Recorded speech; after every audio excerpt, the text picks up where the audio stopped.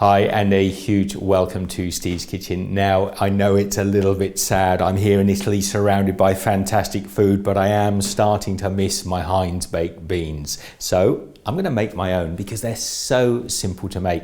Here in Italy, we have cannellini beans. They're very similar to the Haricot beans that Heinz use for making baked beans. Let's get on and give these a little soak. We're going to soak them overnight. The only reason we're doing that, by the way, is to speed up the cooking process. I'm going to use the whole packet, 500 grams of beans. And then we're just going to cover those over in water. And then I'm just going to cover that over and pop it on the side overnight. And tomorrow we're going to make Heinz style baked beans. So my beans have soaked overnight and they've become quite tender now. You can bite through them, but you don't want to eat them at the moment. They're not cooked. We've got to get and prepare ourselves a beautiful sauce for our baked beans. So I'm just going to take some diced onions, and in a pot I'm going to add a couple of tablespoons of cooking oil. Add the diced onions in. And we're just going to sweat these for a couple of minutes. Now I want to salt that, and you can salt it to taste really. I use about a teaspoon. I'm also adding in a teaspoon of mixed herbs. About half a teaspoon of black pepper and about a teaspoon of paprika. Now just give that a quick mix through, and we're going to add in a can of chopped tomatoes. I'm going to add a couple of dessert spoons of brown sugar.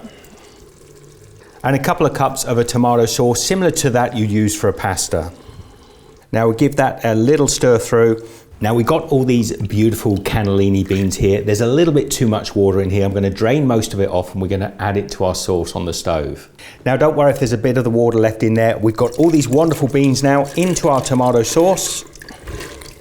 Now we need to cook these for about 2.5 hours until the beans are tender. So I'm going to pop a lid on and we'll just gently simmer them away. If you have a pressure cooker, you could greatly speed this up by using a pressure cooker.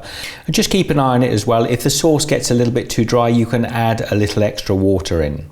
Now our baked beans are looking absolutely gorgeous, and if you lift one of them now and give a little bite into it, it should be just a little bit tender. What I'm going to do now is turn the heat completely off. Cover it again, and want to leave them covered till they've completely cooled down.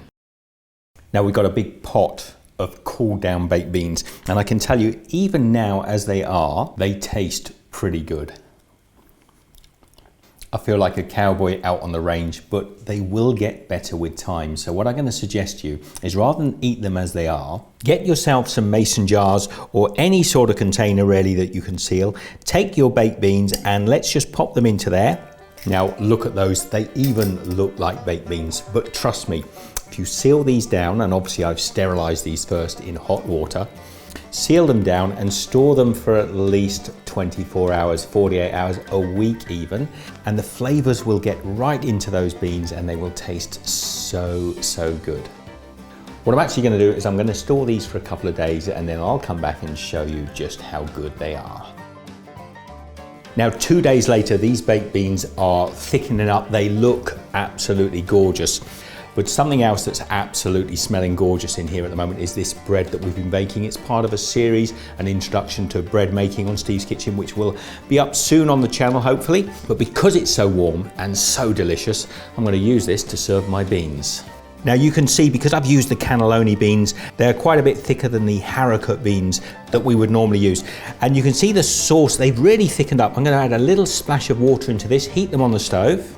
And meanwhile, while this bread is still super hot and absolutely beautiful, I'm going to cut myself off a slice, a little bit of butter on that lovely fresh bread. And then we're going to spoon over those beautiful homemade baked beans. Now, of course, those of you that love beans on toast know where I'm going with this one. It might not be haute cuisine, but you know it's great eating. Homemade baked beans, lovely fresh bread, by the way. Now, if you decide to make your own homemade baked beans at home, comment down below. Let me know how you get on, whether you tamper with the spices and make it a little bit different. I'd love to hear. Anyway, if you've enjoyed the video, share the love, give it a thumbs up, and I will see you in the next video. Take care.